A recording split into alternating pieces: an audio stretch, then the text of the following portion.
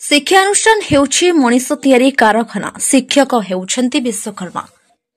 ଶିକ୍ଷାନୁଷ୍ଠାନ ହେଉଛି ମଣିଷ ତିଆରି କାରଖାନା ବୋଲି ନିଜର ମତ ରଖିଛନ୍ତି ଶିକ୍ଷକ ରାମଚନ୍ଦ୍ର ସ୍ୱାର ଏବଂ ସହଯୋଗୀ ଶିକ୍ଷୟତ୍ରୀ କୁମାରୀ ରିତୁ ପ୍ରଧାନ। ଶିକ୍ଷକ ରାମଚନ୍ଦ୍ର ସ୍ୱାର ଜଣେ ମେଧାବୀ ଛାତ୍ର। ବିଦ୍ୟାଳୟରେ ସେ ଅଧ୍ୟୟନ କରୁଥିବା ସମୟରେ ନିଜର ପାଠପଢ଼ା ଦକ୍ଷତା ନେଇ ଶିକ୍ଷକ ଶିକ୍ଷୟତ୍ରୀ ଏବଂ ସାଙ୍ଗସାଥୀମାନଙ୍କର ପ୍ରିୟ ଭାଜନ ହୋଇପାରିଥିଲେ। ଏମିତିକି ନିଜ ପଢ଼ିବା ସମୟରେ କିଛି ପିଲାଙ୍କୁ ବି ପଢ଼ାଉଥିଲେ। ସମୟକୁ ଅପବ୍ୟବହାର କରୁନଥିଲେ। ତାଙ୍କର ପାଠପଢ଼ା ଆରମ୍ଭରୁ ସଂକଳ୍ପ ନେଇଥିଲେ, ମୁଁ ପାଠ ପଢ଼ି ଶିକ୍ଷକ ହେବି ଏବଂ ପିଲାମାନଙ୍କୁ ଭଲ ଶିକ୍ଷାଦାନ ଦେବି। ଭାବିଥିବା କଥା ସେ ଏବେ କାମରେ ପରିଣତ କରି ନିଜର ଆତ୍ମସନ୍ତୋଷ ପାଉଛନ୍ତି। ପାଠପଢ଼ା ସରିଲା ପରେ ପ୍ରଥମେ ମାର୍ଶାଘାଇ ମହାବିଦ୍ୟାଳୟରେ ଅଧ୍ୟାପକ ଭାବେ ନିଯୁକ୍ତି ପାଇଥିଲେ। ପରେ ଗୋପସ୍ଥିତ ତୁଳସୀ ମହାବିଦ୍ୟାଳୟରେ ଅଧ୍ୟାପକ ଭାବେ କାର୍ଯ୍ୟରତ ଅଛନ୍ତି। ଦୈନନ୍ଦିନ ନିଜର ନିତ୍ୟକର୍ମ ସାରି ବାହାରି ପଡ଼ନ୍ତି ନିଜର କର୍ମକ୍ଷେତ୍ରକୁ। ତୁଳସୀ ମହାବିଦ୍ୟାଳୟରେ ପହଞ୍ଚିବା କ୍ଷଣି ଆରମ୍ଭ କରିଦିଅନ୍ତି ଶିକ୍ଷାଦାନ। କ୍ଲାସରେ ଉପସ୍ଥିତ ଥିବା ପିଲାମାନେ ଶିକ୍ଷକ ସ୍ୱାରଙ୍କୁ ଦେଖି ଭାବବିହ୍ୱଳ ହୋଇଯାଇଥାନ୍ତି ଏବଂ ପଚାରି ବସନ୍ତି ବିଭିନ୍ନ ପ୍ରଶ୍ନର ଉତ୍ତର। ସ୍ୱାର ସାର୍ ତତ୍କ୍ଷଣାତ୍ ପିଲାମାନଙ୍କୁ ସମସ୍ତ ଉତ୍ତର ବୁଝାଇ ଦେଇଥାନ୍ତି। ସ୍ୱାର ସାର୍ଙ୍କର ସବୁଠାରୁ ଭଲ ଗୁଣ ପିଲାମାନଙ୍କୁ ସରଳ ଭାବରେ ବୁଝାଇବା। ପିଲାମାନଙ୍କର ସମସ୍ତ ପ୍ରଶ୍ନର ଉତ୍ତର ଦେବା ସହିତ ପିଲାମାନଙ୍କ ପାଠପଢ଼ା ପରେ କିଛି ଆଧ୍ୟାତ୍ମିକ ଏବଂ ଜ୍ଞାନ ବିଜ୍ଞାନ କଥା କହି ପିଲାମାନଙ୍କ ନିକଟତମ ହେବାକୁ ସାର୍ ବହୁତ ଭଲ ପାଇଥାନ୍ତି। ମହାବିଦ୍ୟାଳୟରେ ଅଧ୍ୟାପକ ଥାଇ ମଧ୍ୟ ନିଜର ସମୟ ନଷ୍ଟ ନ କରି ଇଚ୍ଛାପୁର ସ୍ଥିତ ନିଜ ବାସଭବନରେ ଆରମ୍ଭ କରିଥିଲେ ବାଇନ୍ ସାର୍ ନାମରେ ଏକ ନିଃଶୁଳ୍କ କୋଚିଂ ସେଣ୍ଟର ଆରମ୍ଭ କରିଥିଲେ। ପଞ୍ଚମ ଶ୍ରେଣୀରୁ ଯୁକ୍ତ 2 ପର୍ଯ୍ୟନ୍ତ ପିଲାଙ୍କୁ ଶିକ୍ଷାଦାନ ଦେଉଛନ୍ତି ଏବଂ ସାର୍ଙ୍କ ସହଯୋଗ କରୁଛନ୍ତି ଶିକ୍ଷୟତ୍ରୀ ରିତୁ ପ୍ରଧାନ। ଭଲ ପାଠପଢ଼ା ସହିତ ଆଧ୍ୟାତ୍ମିକ ଏବଂ ଜ୍ଞାନ ବିଜ୍ଞାନରେ ପରିପକ୍ୱ। ତାଙ୍କ କୋଚିଂ କ୍ଲାସକୁ ଆସୁଥିବା ପୁଅ ଝିଅମାନଙ୍କ ପାଠପଢ଼ା ପାଇଁ ଶିକ୍ଷକ ଏବଂ ଶିକ୍ଷୟତ୍ରୀ 1 ଘଣ୍ଟାରୁ 2 ଘଣ୍ଟା ସମୟ ଦେଇଥାନ୍ତି। ପିଲାମାନଙ୍କୁ ଶିକ୍ଷା ଦେବା ପାଇଁ କିଛି ଦେବା ପାଇଁ ପଚାରିବାରୁ ପିଲାମାନେ ଏକ ସ୍ୱରରେ କହିଥିଲେ, ସାର୍ଙ୍କୁ ଆମେ ଖୁସିରେ କିଛି ଦେଇଥାଉ। ସାର୍ଙ୍କ କିଛି ଆମକୁ ଅର୍ଥ ଦେବା ପାଇଁ ବାଧ୍ୟ କରନ୍ତି ନାହିଁ। ବାଇନ୍ ସାର୍ଙ୍କ ପାଖରେ ପଢ଼ିଲା ଦିନଠାରୁ ଆମେ ସ୍କୁଲ ବା କଲେଜ ପରୀକ୍ଷାରେ ଭଲ ନମ୍ବର ରଖିବା ସହିତ କିଛି ଆଧ୍ୟାତ୍ମିକ ଏବଂ ବିଜ୍ଞାନ ଉପରେ ସାର୍ଙ୍କଠାରୁ। ମୋ ନାଁ ମଧୁସ୍ମିତା ପୃଷ୍ଟି। ମୁଁ କେନ୍ଦ୍ରାପଡ଼ା ସ୍ୱୟଂ ଶାସିତ ମହାବିଦ୍ୟାଳୟର ଛାତ୍ରୀ ଅଟେ। ମୁଁ ଏଇ ବାଇନ ସାର୍ଙ୍କ ପାଖକୁ ଏଇ ବର୍ଷ ଜୁନ୍ ମାସଠାରୁ ଆସୁଛି। ଏଇଟା ଇଚ୍ଛାପୁରରେ ଆରମ୍ଭ ହୋଇଛି ଏବଂ ଏ ସାର୍ ବହୁତ ଭଲ ପାଠ ପଢ଼ାଉଛନ୍ତି। ଆମେ ମଧ୍ୟ ଆଙ୍କଠୁ ବହୁତ ଜାଣିବାକୁ ପାଉଛୁ। ଯେହେତୁ ଇଂଲିଶରେ MA କରିଛନ୍ତି ତ ଆମକୁ ଆଉ ଟିକେ ଭଲସେ ପଢ଼େଇ ପାରୁଛନ୍ତି। ଏହାପରେ ଆମର ଯେକୌଣସି ଡାଉଟ୍ ବି ଥାଏ ଆମେ ଆଙ୍କୁ କହିବାକୁ ଡରି ନଥାଉ। ସିଏ ବି ଆମକୁ ବହୁତ ସ୍ନେହର ସହିତ ବୁଝେଇ ଦେଇଥାନ୍ତି। ଏହା ସହିତ ସିଏ ଆମକୁ ବହୁତ ଭଲ ପାଇଥାନ୍ତି। ସିଏ ଆମକୁ କୌଣସି ପଇସା ଦେବା ପାଇଁ କି ଚାର୍ଜ ନେବା ପାଇଁ କିଛି ଜବରଦସ୍ତି କରନ୍ତି। ଯେତିକି ବି ଆମେ ଦେଇଥାଉ ସେ ଖୁସିର ସହିତ ନେଇଥାନ୍ତି। ମୋ ନାଁ ସୃଷ୍ଟିରଞ୍ଜନ ବେହେରା। ମୁଁ ସପ୍ତମ ଶ୍ରେଣୀରେ ପଢ଼େ ଓ ମୋ ସ୍କୁଲ ନାମ ହେଉଛି ସେଣ୍ଟ ଜାଭିୟର ହାଇସ୍କୁଲ। ମୁଁ ବର୍ଷେ ହେବ ବାଇନ ସାର୍ଙ୍କ ଟ୍ୟୁସନରେ ପଢ଼ୁଛି। ଆମ ସାର୍ ବହୁତ ଭଲ ପଢ଼ାନ୍ତି।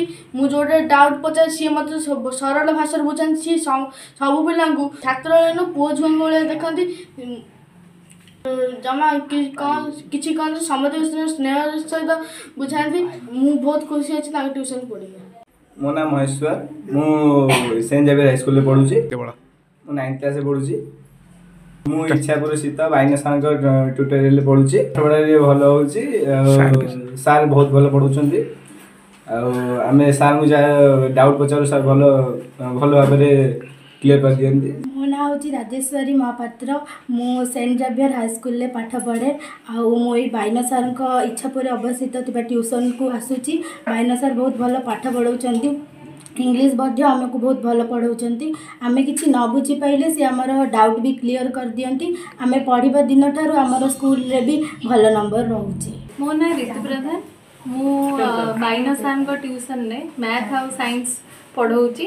ଆଉ ବାଇନ ସାର୍ଙ୍କର ଇଚ୍ଛା ଥିଲା କି ଜଣେ ଭଲ ମ୍ୟାଡ଼ାମ୍ ଆସିକି ପଢ଼େଇକି ପିଲାମାନଙ୍କର ମ୍ୟାଥ୍ ଆଉ ସାଇନ୍ସରେ ଇମ୍ପ୍ରୁଭମେଣ୍ଟ କରିବା ପାଇଁ। ତ ମୁଁ ଏଠାରେ ପଢ଼େଇଲା ପରେ ପିଲାମାନେ ବହୁତ ଉପକୃତ ହୋଇପାରିଛନ୍ତି। ବାଇନ ସାର୍ଙ୍କର ସହଯୋଗ ଫଳରେ ମୁଁ ନିଜେ ଏଠାରେ ଶିକ୍ଷାଦାନ କରି ନିଜକୁ ବହୁତ ଗର୍ବିତ ଅନୁଭବ କରୁଛି। My name is Ramachandra Swar. Now I am working as a lecturer in Tulsi Women's College. In past I have also render education in Marsa High College, Kendrapada, and there I was working as a lecturer. Now I am working as a lecturer in Tulsi Women's College. My hobby is to impart and render education to the little children, and from my childhood I had an ambition to become a teacher. God helped me and blessed me to be a teacher.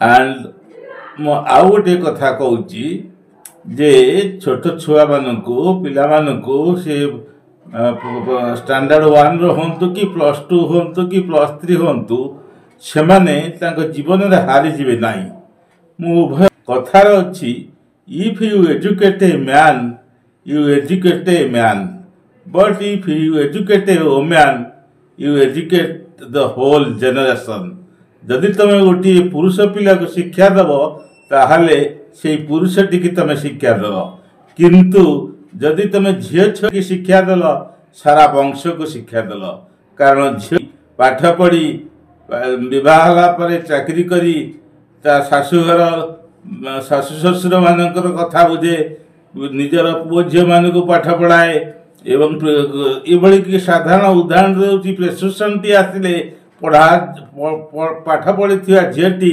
तार से prescription पढ़ी घर समस्त लोक को औषध दे था तेणुक साधारण छोटिया कथारू आपण मैंने जापे झील मानकर शिक्षा आज केते जरूरी मु पुओ पिला कहूँ देख कथार अच्छी एपीजे अब्दुल कलाम गोटे कथा कहते जे all the birds find shelter during rain but eagle avoid rain by flying above the sky बा चढ़ई सबु चढ़ई जिते वर्षा हुए गछरे विश्राम नियंती किंतु ईगल चिल सी विश्राम को खातिर करे ना वर्षा को खातिर करे ना एवं मेघ उपरे उड़ी बुले तेणुक जीवन बहु संघर्ष आसब तमें से ईगल चढ़ई रकम पुओ मान को कहूँ संघर्ष कर एवं संघर्ष को डरी न जाई ईगल चढ़ई रकम महाकाश रे बुल एवं आउ गोटे कथा कहूँ जे